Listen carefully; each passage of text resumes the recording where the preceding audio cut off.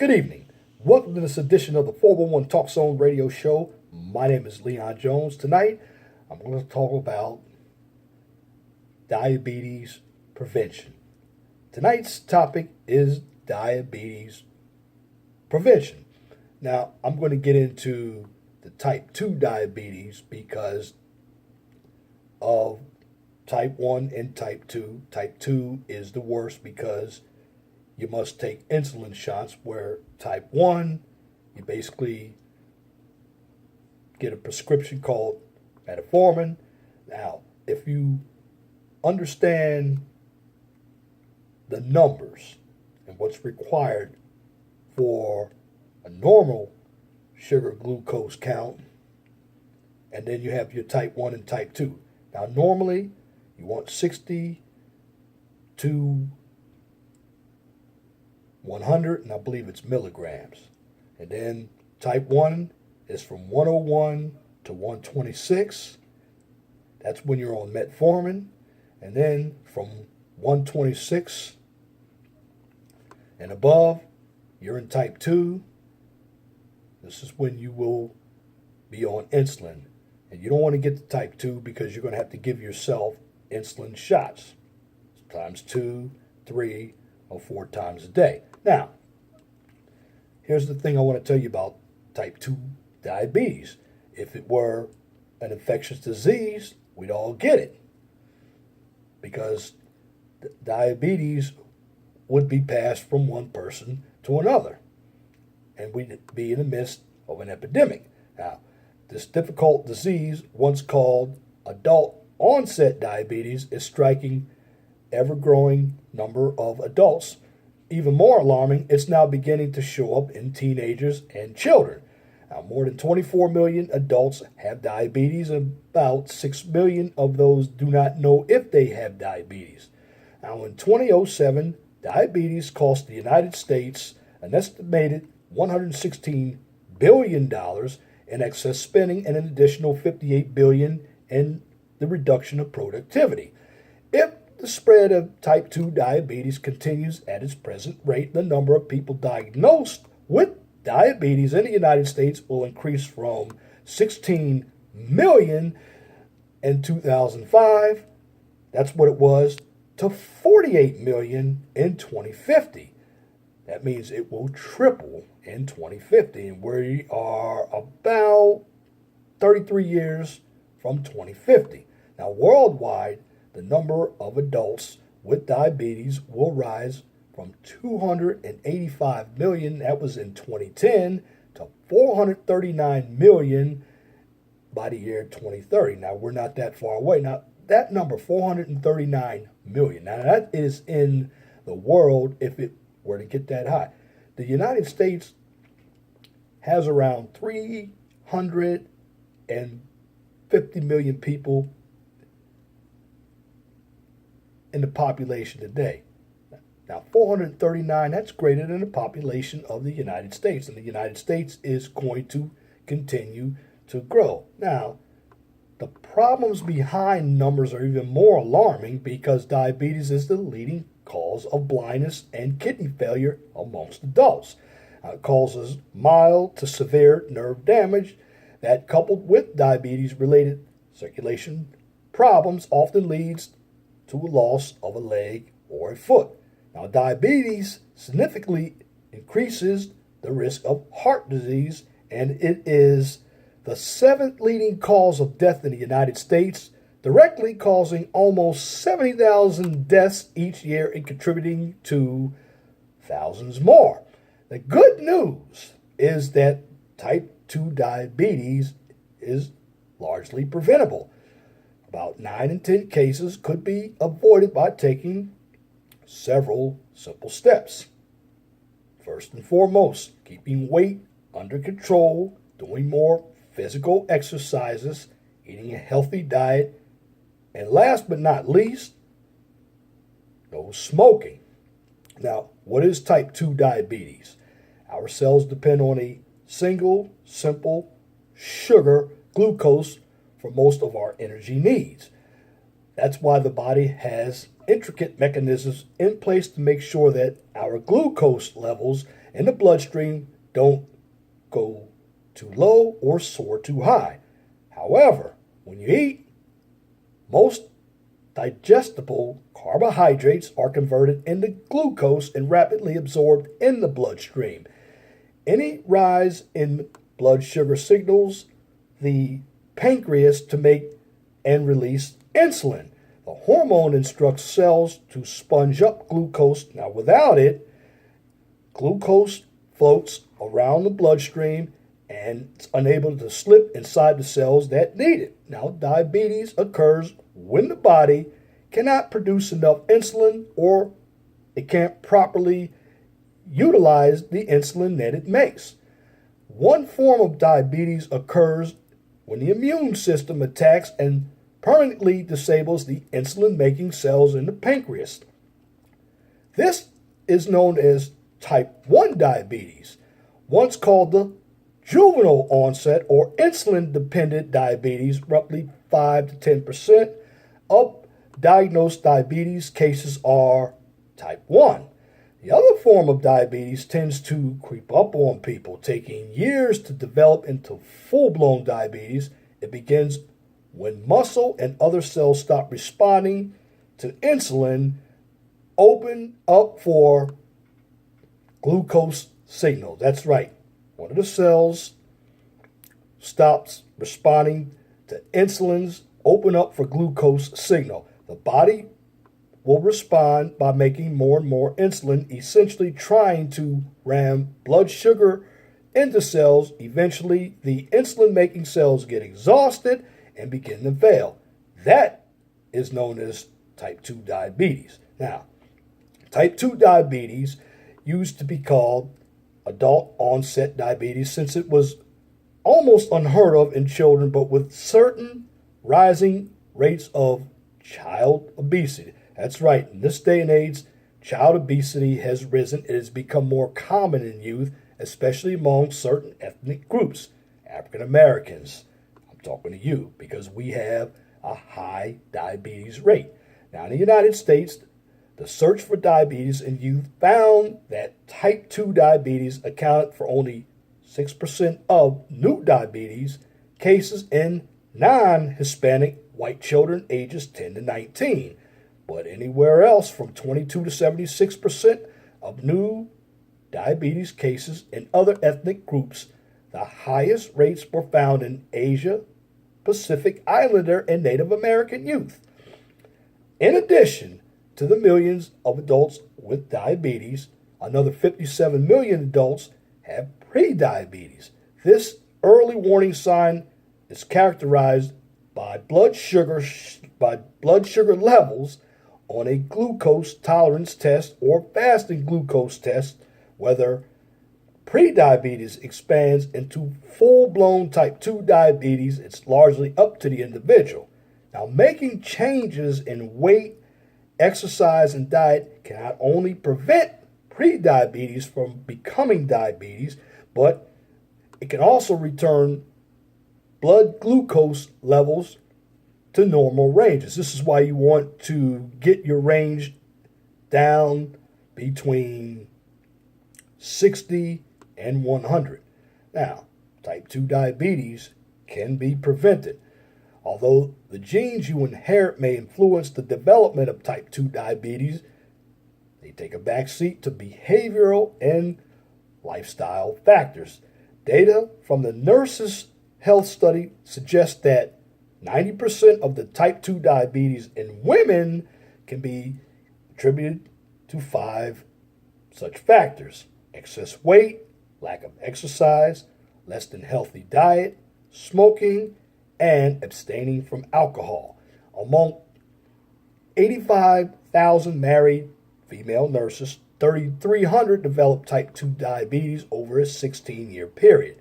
Women in the low-risk group were 90% less likely to have developed diabetes than the rest of the women. Now, low risk meant a healthy weight, which we're talking about BMI, body mass index, less than 25, a healthy diet, 30 minutes or more of exercise daily, no smoking, and having about 3 alcoholic drinks per week. Now, similar factors are at work in men. Data from the Health Professionals follow-up study indicate a Western diet combined with lack of physical activity and excess weight dramatically increases the risk of type 2 diabetes for men. Now, information from several clinical trials strongly supports the idea of type 2 diabetes being preventable. The Diabetes Prevention Program examined the effect of weight loss and increased exercise on the development of type 2 diabetes among men and women with high blood sugar readings that had yet crossed the line to diabetes. In the group assigned to weight loss and exercise, there were 58% fewer cases of diabetes after almost 3 years in the group assigned to usual care. Even after the program to promote lifestyle changes ended, the benefits persisted. The risk of diabetes was reduced, albeit to a lesser degree over 10 years. Similar results were seen in a Finnish study of weight loss, exercise, a dietary change, and in a Chinese study of exercise and dietary change. Now, simple steps to lower your risk. Well, making a few lifestyle changes can definitely lower chances of developing type 2 diabetes. Now, the same changes can also lower the chances of developing heart disease and some cancers. First and foremost, control your weight. Excess weight is the single most important cause of type 2 diabetes. Being overweight increases the chances of developing type 2 diabetes sevenfold. Now, being obese makes you 20 to 40% times more likely to develop diabetes than someone with a healthy weight. Losing weight can help if your weight is above healthy weight range. Losing 7 to 10% of your current weight can cut your chances of developing type 2 diabetes in half. Get moving and put the clicker down. Turn off the idiot box known as a television. Inactivity promotes type 2 diabetes. Working with your muscles more often and making them work harder improves their ability to use insulin and absorb glucose. This puts less stress on your insulin-making cells. Long bouts of hot, sweaty exercise aren't necessary to reap this benefit. Findings from the Nurses' Health Study and Health Professionals follow-up study suggest that walking briskly for half an hour every day reduces the risk of developing type 2 diabetes by 30%. More recently, the Black Woman's Health Study reported similar diabetes prevention benefits for brisk walking of more than 5 hours per week. The amount of exercise has a variety of other benefits as well, and even greater cardiovascular and other advantages can be attained by more and more intense exercises. Now, television watching appears to be an especially detrimental form of inactivity. Every 2 hours you spend watching TV instead of pursuing more active exercises increases the chances of developing diabetes by 20%. It also increases the risk of heart disease by 15% and early death by 13%. So, the more television people watch, the more likely they are going to be overweight to obese. And this seems to explain part of the TV viewing diabetes link. The unhealthy diet patterns associated with television watching may explain some of this relationship. Now, tune up your diet. There's 4 dietary changes that can have an impact on the risk of type 2 diabetes. Choose whole grains and whole grain products over highly processed carbohydrates. There's a convincing evidence that diets rich in grains protect against diabetes, whereas diets rich in refined carbohydrates lead to risk in diabetes, and the risk is increased. Now, in the Nurses' Health Studies 1 and 2, for example, Researchers looked at the whole grain consumption of more than 160,000 women whose health and dietary habits were followed up for 18 years. Women who averaged 2 to 3 servings of whole grains a day were 30% less likely to have developed type 2 diabetes than those who rarely ate whole grains. When the researchers combined these results with those of other large studies, they found that eating an extra 2 servings of whole grains a day decreased the risk of type 2 diabetes by 21%. Now, whole grains don't contain a magical nutrient that fights diabetes and improves health. It's the entire package. Elements intact, working together, that's important. The bran and fiber in whole grains make it more difficult for digestive enzymes to break down the starches into glucose. This leads to slower increases in blood sugar and insulin and a lower glycemic index. As a result, they stress the body's insulin making machinery less and so may help prevent type 2 diabetes. Now, whole grains are also rich in essential vitamins, minerals, and phytochemicals that may help reduce the risk of diabetes. Now, in contrast, white bread, white rice, mashed potatoes, donuts, bagels, and many breakfast cereals have what's called a high glycemic index and glycemic load. Now, this means they cause sustained spikes in blood sugar and insulin levels, which in turn may lead to an increased risk of diabetes. Now, in China, for example, where white rice, it's a staple. It's a staple. The Shanghai Women's Study found that women whose diets had the highest glycemic index had a 21% risk of developing type 2 diabetes compared to women whose diets had the lowest glycemic index.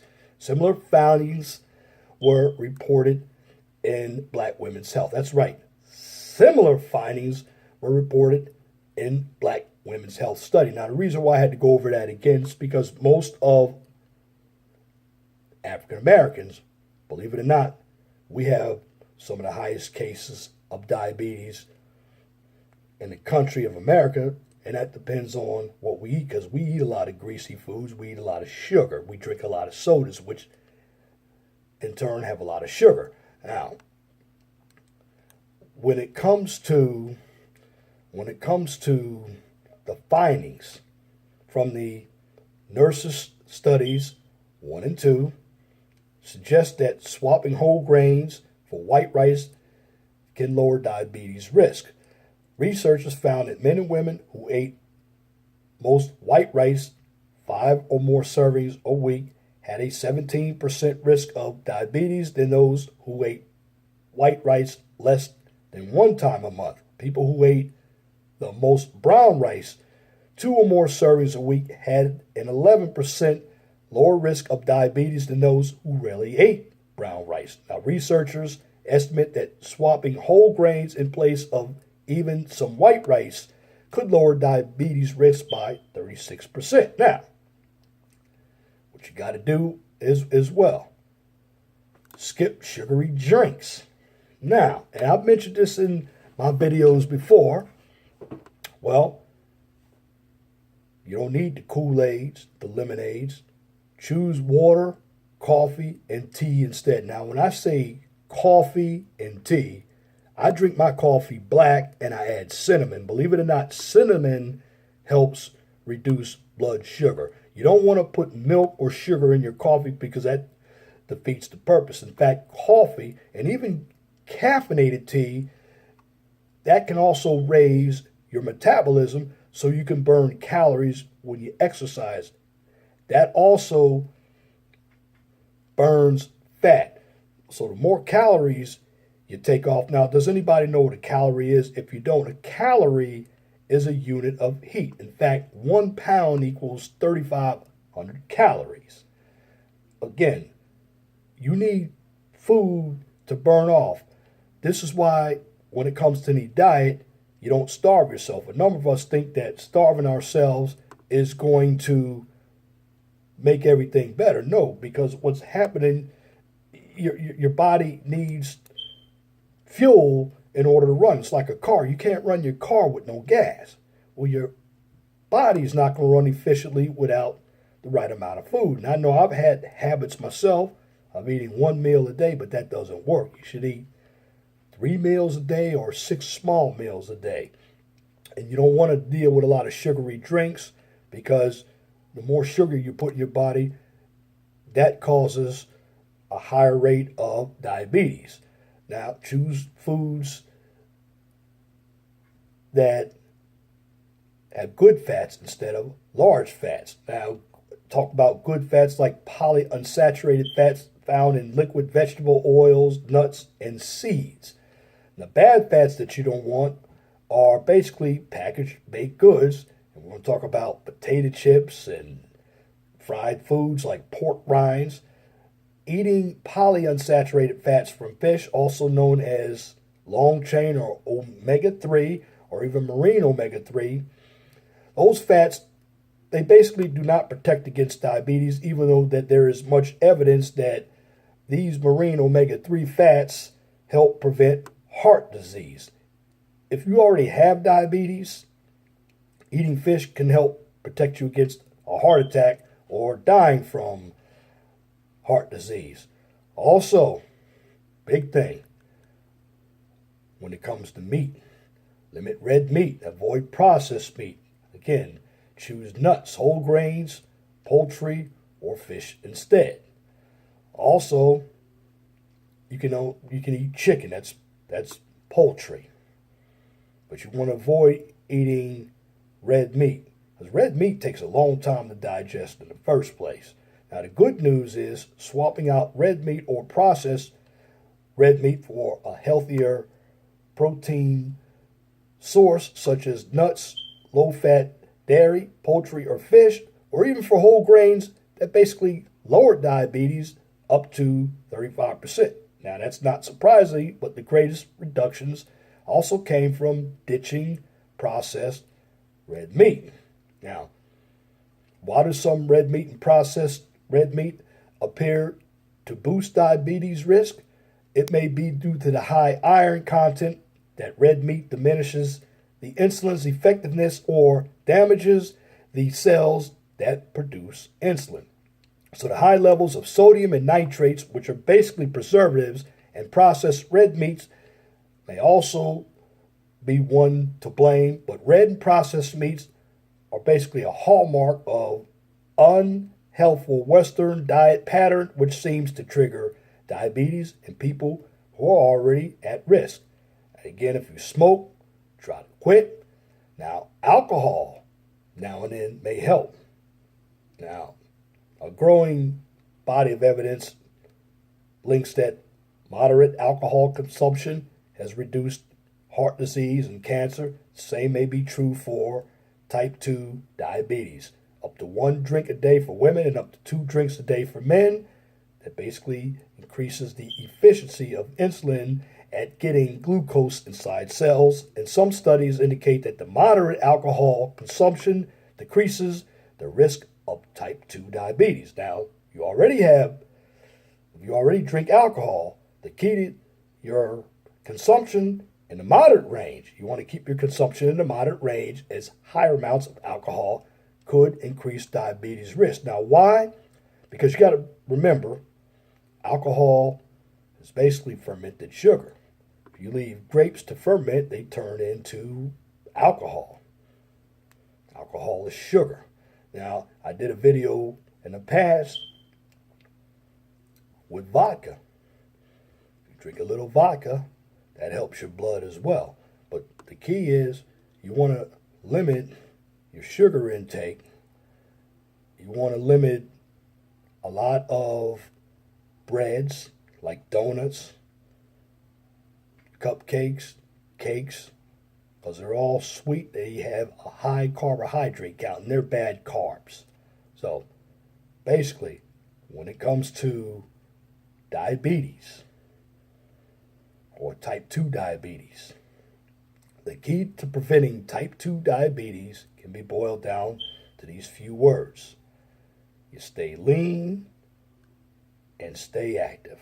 Let me repeat that again. You stay lean and you stay active. If you do those properly, you will prevent yourself from getting those insulin shots, from having full-blown type 2 diabetes. And that's my commentary for this edition of the 411 Talk Zone radio show for this evening, Saturday, April 22nd, 2017. You can tune in to the 411 Talk Zone radio show every Saturday from 6 p.m. to 8 p.m. on Blog Talk Radio. We had a fantastic show today. We're going to be talking about should educated and hardworking African Americans lead the African American community.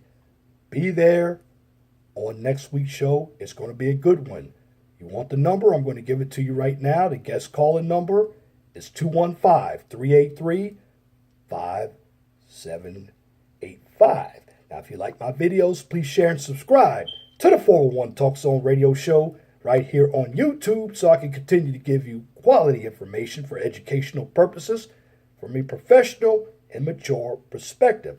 Now, on this channel, I don't engage in debates, controversy, or emotional issues, nor do I participate in drama or unnecessary bickering.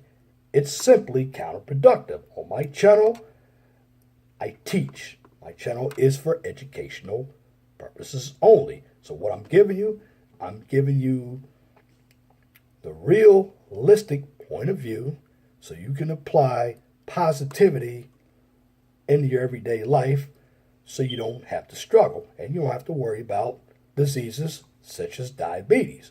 So you must be a pragmatist.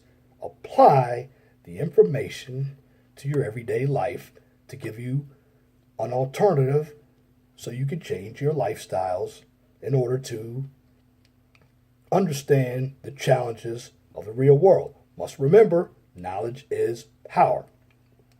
And if you have a YouTube channel, a business, or a topic that you'd like for me to discuss on YouTube or Blog Talk Radio, please feel free to email me at lej6521@gmail.com. And if you have a comment, I love comments. Leave your comment in the comment section under the video, but make sure that your comments are pithy, no bloviating, pettifogging, or filibustering if you wish to opine. Now that's it for this video. Till next time, my name is Leon Jones. Remember, please be gentle and respectful to each other, and have a wonderful and blessed night. Good night.